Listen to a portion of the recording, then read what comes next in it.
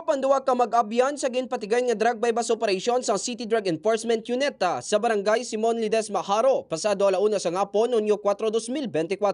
Ang mga arestado mo sa Lawrence Matiling, 48 anyos ka Graciel Jane Arjolen, 36 anyos sa Lunsay, residente sa nasambit nga lugar. Nabakla ng mga arestado sa isa ka plastic sachet sa ginapatian shabu, gamit ang 15 mil pesos nga bypass money. Dugang nga na-recover sa ilang paginakop ang 23 bagid ka plastic sachet sa ginapatian shabu, kagaban pa nga mga non-drug evidence. Si Reviews ng K5 News FM Iloilo kay Police Lieutenant Nick Gallego, team leader sa CDEU, duwag kasi man ang ilang monitoring, antes ginkasan ng sambit ng operasyon. Sila repacking, and then pagtapos repacking, ibilin niyang items siya kay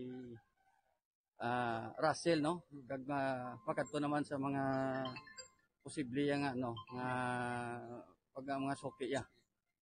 So kung nakita naton kaina na lantaw naton ang sa likod nga portion, no, makonsider ginaton nga drug den kay kumpleto sa paraphernalia. Aminado naman si Matiling nga nagabaligya ini sa illegal nga droga bangod sa kapigadon, kag isa man ini katokhang surrendery sa tuig 2017.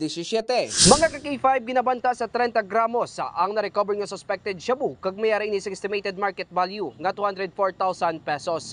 Balita nagikan sa distrito Sangharo. Ako si ka-K5 Eric Canyazares para sa Kampiyon nga Balita, Serbisyo Publiko kag Kalingawan sa Iloilo, K5 News FM.